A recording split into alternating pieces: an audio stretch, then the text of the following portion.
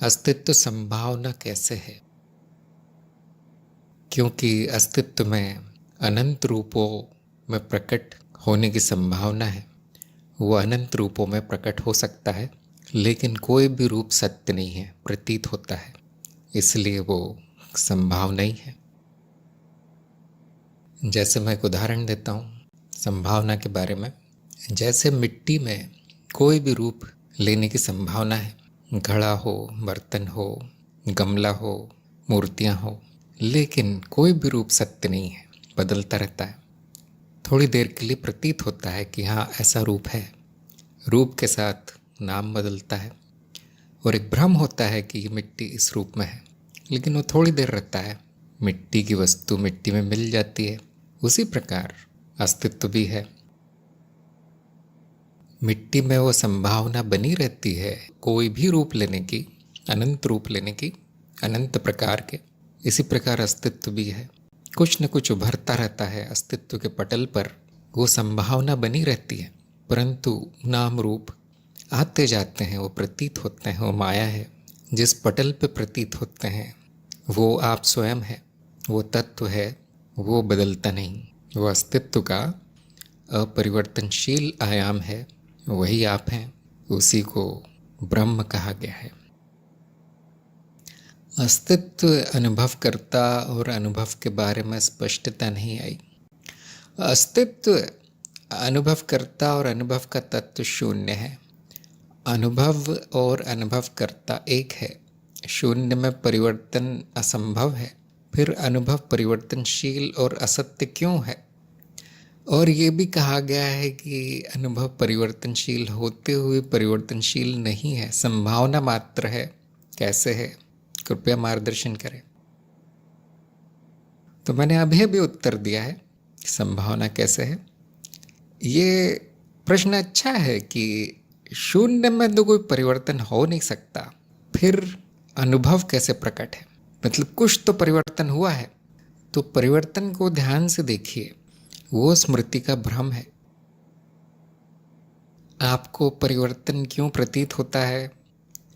क्योंकि स्मृति में पहले कुछ भरा था और अभी वर्तमान में कुछ और है, तो स्मृति बताती है कि वो जो पहले था अब नहीं है। या उल्टा भी हो सकता है कि स्मृति में कुछ नहीं था, अब आज जो अनुभव हुआ वो स्मृति में छपा है। तो स्मृति बताती है कि कुछ बदला है, या तो कुछ आया है या तो गया है, आना जाना कुछ अनुभव। ये ज्ञान वहाँ जमा है स्मृति में कि कुछ बदला। अगर स्मृति हटा दी जाए तो कुछ कहा नहीं जा सकता क्या बदला, और स्मृति हटती है। स्मृति स्वयं परिवर्तनशील मिथ्या है। स्मृति का सहारा हम लेते हैं इस अनुभव का, स्मृति के अनुभव का, ये जानने के लिए कि परिवर्तन हुआ, लेकिन स्मृति स्वयं परिवर्तनशील है, क्योंकि उसमें से जो भरा है, छपा है, जा सकता है और जाता भी है। जैसे आपका अनुभव होगा कि हर चीज़ तो याद नहीं रहती हमेशा। कल क्या हुआ था आज याद नहीं है, 1 साल पहले क्या हुआ था बिल्कुल याद नहीं है, 10 साल का तो समाप्त। इस प्रकार परिवर्तन प्रतीत होता है, वो है नहीं, स्मृति कारण प्रतीत होता है। और वो जो परिवर्तन है वो सत्य के मानदंड के अनुसार असत्य है, तो दोहरा असत्य है। फिर दोनों दृष्टिकोणों से असत्य है। पहले तो स्मृति आधारित है, परिवर्तनशील स्मृति, स्मृति स्वयं परिवर्तनशील है, आनी जानी। और दूसरा सत्य के मानदंड भी यही कहते हैं, सत्य का मानदंड यही कहता है कि जो परिवर्तित हो गया, ऐसा प्रतीत हुआ, तो वो पक्का सत्य है। तो परिवर्तन है नहीं, फिर परिवर्तन सत्य नहीं है, ऐसा एक वाक्य में आप कह सकते हैं। अस्तित्व में परिवर्तनशील अनुभव प्रतीत होते हैं, असत्य है, एक वाक्य में इतना कह सकते हैं। तो इसीलिए जो अनुभव के रूप में प्रकट है वो परिवर्तनशील होते हुए भी परिवर्तनशील नहीं है, संभावना मात्र है। जैसे मैंने अभी उदाहरण दिया था, मिट्टी और उसके रूप अलग अलग रूप लेती है, मिट्टी अनंत रूप ले सकती है। ऐसा लगता है कि वो परिवर्तनशील है, ये प्रतीत होता है, अनुभव होता है ऐसा, लेकिन मिट्टी में कुछ परिवर्तन नहीं होता, वो मिट्टी रहती है, तत्व तत्व ही रहता है। नाम रूप प्रतीत होते हैं जो स्मृति इंद्रियों आदि कारण अनुभूति होती है उनकी, है नहीं, सच में ऐसा कुछ हो नहीं रहा। ऐसे ही अस्तित्व शून्य है, निर्गुण है, परिवर्तन असंभव है, फिर भी नाम रूप आदि प्रतीत होते हैं थोड़ी देर के लिए इस जीव के यंत्र के माध्यम से, मनोशरीर के यंत्र के माध्यम से। यंत्र हटा दो तो कुछ भी नहीं है, फिर ज्ञान भी नहीं है कि कुछ परिवर्तन होता है, ये ज्ञान भी नहीं रहेगा, फिर वो अज्ञेय कहा जाएगा। इसलिए अस्तित्व अज्ञेय है, इसलिए केवल खंडन संभव है। अस्तित्व के बारे में अगर कुछ भी कह दिया जाए तो उसका खंडन संभव है, जानना संभव नहीं है, क्योंकि आप कुछ भी कहेंगे वो गलत ही निकलता है। इसका भ्रम, उसका भ्रम, स्मृति का भ्रम, इंद्रियों का भ्रम। और फिर अगर ये प्रश्न करें क्या स्मृति और इंद्रियां सत्य है, वो भी भ्रम। नहीं, कुछ तो हो रहा होगा अस्तित्व में जिससे कारण ये प्रतीत हो रहा है। कारण और प्रभाव भी असत्य है, मान्यताएं हैं मनुष्य की। तो जब संपूर्ण खंडन हो जाता है, जब कुछ नहीं बचता, जब बुद्धि के पास सोचने के लिए भी कुछ नहीं बचता, क्योंकि वो जो भी सोचेगी वो सब गलत ही होगा, तब हम अज्ञेयता की स्थिति पे पहुंचते हैं कि अब मेरा सारा अज्ञान नाश हो गया, अब कुछ बचा नहीं। अब कुछ शब्द बचे हैं, उन शब्दों को भी छोड़ दो, जैसे संभावना, शून्य आदि, सत्य, असत्य, ये शब्द बचे हैं आपके पास, तो अब शब्दों को भी छोड़ दो, अब केवल होना है। ये शुद्ध स्थिति है, ये शुद्धता की स्थिति है। यहाँ न ज्ञान है, न अज्ञान है, न शब्द है, न कुछ बोलने का है, न पूछने का है, न कुछ करने का है। मौन बचा है। ये मौन ही आपका सत्य स्वभाव है, शांत आनंद। ये शब्द क्या दिखाते हैं? शून्य। शून्य खंडन करता है कि कुछ है वहाँ पे। शून्य इसलिए कहा गया है ताकि आप भ्रमित ना हो कि सच में कुछ है अस्तित्व में। ये वस्तुएं, ये लोग, ये मनोशरीर, ये सब दिख रहा है, ये सच है। ये मान्यता सही नहीं है। इस ओर संकेत करने के लिए शून्य नाम दिया गया। संभावना क्यों नाम दिया गया? ताकि कोई ये ना मान ले कि सच में परिवर्तन होता है, वहाँ सच में वस्तुएं बदलती हैं, सच में कुछ बदलता है, ये ना मान ले कोई। इसीलिए संभावना नाम से संकेत किया गया है। नकारात्मक शब्द है, नकारात्मक शब्द है। शून्य भी नकारात्मक शब्द है, मतलब खाली। शून्य का अर्थ ये नहीं कि ना होना, नहीं, सब कुछ वही है, शून्य ही पूर्ण है। संभावना का ये अर्थ नहीं है कि कुछ नहीं होगा, सब होगा। संभावना का अर्थ है अनंत संभावना, अर्थात सब होगा, बस उसको सच मत मान लेना जो हुआ है, ये कह रहा है वो शब्द। तो खंडन करने के बाद नकारात्मक नाम दिए जाते हैं, जैसे निर्गुण। जब कुछ नहीं मिला मुझे स्वयं में, तो मेरा नाम निर्गुण हो गया। अज्ञेय नकारात्मक शब्द है। जब मैं स्वयं के बारे में कुछ नहीं जान पाया, तो मेरा नाम अज्ञेय हो गया। ऐसे इन शब्दों से भ्रमित होने की जगह ये शब्द किस ओर संकेत कर रहे हैं वो देखिए। आप शब्दों के अर्थ इधर उधर खोज रहे होंगे, नहीं, इधर उधर नहीं मिलेगा वो अर्थ, स्वयं में खोजिए, क्योंकि वो आपके लिए कहे गए हैं सारे शब्द। अस्तित्व भी आप है, अनुभवकर्ता भी आप है, अनुभव भी आप है, तत्व भी आप है, शून्य भी आप है, संभावना भी आप है, परिवर्तनशील भी आप है, सत्य असत्य सब आप हैं। देखिए क्या ऐसा है। यहाँ वहाँ अर्थ खोजने की जगह स्वयं में खोजिए। जो स्वयं को जान जाता है वो सब जान जाता है। सारे संकेत एक ही की तरफ हो रहे हैं, सारे शब्द एक ही की तरफ संकेत कर रहे हैं, वो आप स्वयं हैं। वहाँ देखिए। और फिर जब आपने देख लिया एक बार, ज्ञान की दृष्टि पड़ गई कि हाँ यही मैं हूँ, ब्रह्म ज्ञान, उसके बाद शब्द छोड़ दीजिए, उनका काम हो गया। शब्द वो पुल है जो आपको अज्ञान की नदी के पार पहुंचाता है। अब पुल पे बैठे नहीं रहना है, पार हो जाना है। या दूसरा उदाहरण है, उपमा दी जाती है, शब्द वो नाव है जिससे आप अज्ञान की नदी पार करते हैं। अब नाव उठा के नहीं घूमना है, एक बार नदी पार हो गई, अब वो नाव को सिर पर रख के घूमने की जरूरत नहीं, वो बोझा है शब्द, उसको नदी में छोड़ दीजिए, वो किसी और के काम आएंगे वो शब्द। शब्दों की नाव। आपने ज्ञान गीत की श्रृंखला देखी होगी बोधि वार्ता में, बहुत से गीत प्रकाशित हैं। उन बहुत से गीतों में कभी किसी को डूबता हुआ दिखाया जा रहा है, कभी किसी को तैरता हुआ दिखाया जा रहा है, कभी कोई नाव में जाता हुआ दिखाई देता है। एक दो गीतों में आंखों में पट्टी बांध के उस व्यक्ति को नाव चलाते हुए देखा गया है।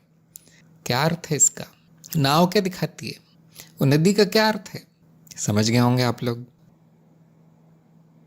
उन गीतों में एक भी दृश्य ऐसा नहीं है जिसका कोई अर्थ ना हो। बहुत गहरा अर्थ है उन गीतों का, उन दृश्यों का। जिसको ज्ञान हुआ है वही समझ पाएगा। कभी कभी एकाध दृश्य ऐसा आ जाता है जिसका कोई अर्थ नहीं होगा, लेकिन मूल रूप से सभी का गहरा अर्थ है। जो डूब रहा है मतलब वो अज्ञान में है, उसको पार लगाया जा रहा है, वो गुरु कृपा है। नाव शब्दों की नाव है या साधना की नाव है, आप मान लीजिए। वो सिर्फ ज्ञान मार्ग के लिए नहीं है, वो सभी मार्गों में ऐसा ही करीब करीब आंखों पे पट्टी दिखाती है, उसे दिखता नहीं है कहाँ जा रहा है। श्रद्धा जरूरी है, दिखेगा नहीं शिष्य को कि वो नाव कहाँ ले जा रही है। मार्ग के प्रति, गुरु के प्रति श्रद्धा जरूरी है, और वो गुरु ही पट्टी खोलता है, गुरु ही नाव देता है, गुरु ही नाव को छोड़ने का निर्देश भी देता है कि अब तो छोड़ दो। ऐसे ही गुरु ही आपको शब्द देगा, गुरु ही आपको नदी के पार लगाएगा, आपकी पट्टी खोलेगा आंखों पे जो बंधी है, और गुरु वो सब फेंक भी देगा। अब फेंक दो ये सब। देखिए वो संकेत किस तरफ है, चाहे वो गीत के रूप में हो, संगीत, कविता या शब्द, बड़े सटीक शब्द हैं। अगर आप स्वयं की तरफ देखेंगे तो ही आपको उन शब्दों का अर्थ दिखेगा। अगर आप इधर उधर देखेंगे, बाहर इस किताब में उस किताब में, इससे पूछ लूँ उससे पूछ लूँ, तो शायद कुछ नहीं दिखेगा। वो यही दिखाता है कि आंखों की पट्टी बंदी है अभी। आंखों की पट्टी क्या दिखाती है? बाहर मत देखो, अंदर देखो। इसका उसका ये भी एक प्रतीक है। स्वयं को देखिए, आप में ये सब मिलता है क्या? शून्य मिलता है क्या? संभावना मिलती है क्या? कोई परिवर्तन मिलता है क्या? ऐसे भ्रम परिवर्तित होता हुआ कुछ सपना सा मिलता है, जिसे किसी भी दृष्टिकोण से सत्य नहीं कहा जा सकता, फिर भी वो मैं हूं। इस प्रकार मनन कीजिए, आत्मविचार कीजिए। कुछ भी समझ में ना आए, सच्चा परिवर्तन दिख जाए या शून्य में परिवर्तन दिख जाए, तो आप जरूर सत्संग में पूछिए अगली बार। ये अंदर की तरफ दृष्टि होना, अंतर्मुखी होना जरूरी है साधक के लिए। शब्द किस ओर संकेत कर रहे हैं, उस ओर देखना जरूरी है। गुरु उंगली दिखा रहा है, देखो यहाँ देखो यहाँ देखो। आप उंगली को अगर पकड़ के बैठ गए या उंगली को ही देखते रहे, तो जिस ओर उंगली, जिस दिशा में दिखाने की कोशिश हो रही है, वो नहीं देखेंगे कभी। इसलिए आप शब्दों को पकड़ के बैठ गए तो ज्ञान नहीं होगा। किसके लिए कहे गए शब्द, क्या दर्शाते हैं वो? सारे शब्द नकारात्मक ही क्यों हैं? कुछ मिलता क्यों नहीं, कोई ज्ञान क्यों नहीं हो रहा? सोचिए इस बारे में। सभी लोगों को ये मेरा सुझाव है। नए लोगों को भ्रम होता है शब्दों से, हाँ, इसलिए सभी परिभाषाएं याद करने का सुझाव दिया गया है। चरण 3 में आपको सुझाव दिया गया है, सभी परिभाषा याद कीजिए। क्योंकि क्या होता है, जो परिभाषा याद नहीं करता वो काल्पनिक परिभाषा बना लेता है मन में, और जो मन में कल्पना की गई है उसी को सच भी मान लेता है। ये बड़ा स्वाभाविक है, हर अज्ञानी में ये ऐसा ही होता है। कुछ भी मान लेना, किसी भी शब्द का अर्थ कुछ भी निकाल लेना, ये सभी मनुष्यों में देखा गया है। क्योंकि उससे संबंधित अपरोक्ष अनुभव नहीं है तो अर्थ कुछ भी निकाल लिया जाएगा। बुद्धि कभी नहीं कहेगी कि मुझे अर्थ नहीं पता, अक्सर नहीं कहती वो अर्थ बना लेती है काल्पनिक। हाँ शून्य ना, हाँ मुझे पता है, यहाँ गणित में लिखा था, हाँ शून्य मुझे पता है, कुछ ना होना शून्य है, ऐसे काल्पनिक अर्थ निकाल लेगी। हाँ परिवर्तन मुझे पता है, ये जो सामने दिख रहा है परिवर्तन ही तो है। तो इस प्रकार आपको सभी शब्दों के अर्थ जानना जरूरी है। दर्शन में अर्थ वो नहीं होते जो आम जनता के लिए है। दर्शन के शास्त्र में शब्दों के अर्थ बहुत अलग होते हैं, किसी शब्द को उसमें नहीं मिलता। वो जो सिखा रहा है वही बता पाएगा, जिसने वो शब्द प्रयोग किया है उसके अलावा कोई नहीं बता पाएगा कि वो संकेत किस तरफ किया है। जैसे उदाहरण है असत्य। आम जनता के लिए असत्य का क्या अर्थ है? कोई झूठ बोल रहा है, कोई धोखा दे रहा है, किसी के मन में नियत ठीक नहीं है, वो कुछ और बोल रहा है। ये आम जनता के लिए असत्य का अर्थ है। और ज्ञान मार्ग में या दर्शन में असत्य का क्या अर्थ है? जो तत्व नहीं है, जो परिवर्तनशील मिथ्या है, माया है, जो वैसा नहीं है जैसा दिखे, ये है असत्य का अर्थ। तो अगर आप ये परिभाषा याद नहीं करेंगे तो ज्ञान नहीं होगा, उल्टा अज्ञान और बढ़ जाएगा, है ना। एक आम आदमी को बता दिया ये जगत असत्य है, मिथ्या है, तो वो क्या बोलेगा? तुम पागल हो गए हो। सामने दिख रहा है मुझे। ऐसा कौन, झूठ कौन बोलेगा मुझसे कि जगत है? मुझे तो सामने दिख रहा है। क्यों? उसको सिखाना ही मूर्खता है। इस तरह से किसी को प्रवचन देना ही बेवकूफ़ी है, क्योंकि आपने बताया नहीं उसको मैंने क्यों कहा सत्य असत्य सत्य। परिभाषाएं तो नहीं बताई ना, वो कोई परिभाषा समझेगा ना, उसकी कोई इच्छा है जानने की। ये सब सटीक परिभाषाएं, सही अर्थ, गुरु की शब्दावली, किताबों की नहीं, गुरु की शब्दावली, उसके बाद वो संकेत कार्य करेगा अप्रोक्ष अनुभव में देखने के बाद कि हाँ इन्होंने शब्द का इसका ये अर्थ है, देखो मैं अनुभव में, तब वो ज्ञान होगा। मैं जानता हूँ लोगों को ये बहुत, आप सभी लोगों को जो शिष्य हैं, कठिन लगेगा, शुरू में कठिन लगेगा, क्योंकि बुद्धि ने कभी इस प्रकार का कार्य किया नहीं जीवन में। वो जिसे आप बुद्धि कहते हो वो अशुद्धि है, केवल मन की अशुद्ध है वो वृत्ति। बुद्धि ने कोई तार्किक कदम नहीं उठाया जीवन में, किसी शब्द के अर्थ पर मनन नहीं किया आज तक, कोई प्रमाण लेने की कोशिश नहीं की उस बुद्धि ने। वो बुद्धि उत्तर जीविता में उलझी है। जो एक आम व्यक्ति की या शिष्य की बुद्धि होती है, उसको यही पता है क्या महत्वपूर्ण है मेरे लिए, क्या मुझे जीवित रखता है, उतना ही अर्थ उसको पता है, उससे ज़्यादा नहीं। यहाँ तक कि उसका सच झूठ भी उसके उत्तर जीविता पे आधारित है। जैसे ही उसको बताया जाए कि देखिए आप शरीर नहीं है, झूठ है, विद्रोह कर देती है बुद्धि, क्योंकि मरने का डर। उत्तर जीविता जरूरी है, उसी में वो उलझी है बुद्धि, उसके ऊपर नहीं गई। इसलिए सत्य उत्तर जीविता के ऊपर मिलता है। आपके कार्यक्रम में कहा गया है अज्ञान मृत्यु का डर मात्र है, और उस डर से ऊपर उठना ज्ञान है। पूरी तरह जानते हो कि मेरी उत्तर जीविता को खतरा नहीं है, भले ही जगत स्वप्न हो जाए या शरीर मिथ्या हो जाए, मैं न रहूं, विचार भी मेरे न रहे, लेकिन ये जीवित रहेगा जो भी जीवित दिखता है। इतना स्वीकार भाव आना चाहिए, इतनी निडरता आनी चाहिए शिष्य में, तब वो बुद्धि शुद्ध होती है। नहीं तो वो भ्रष्ट रहेगी और कुछ भी अर्थ निकाल लेगी।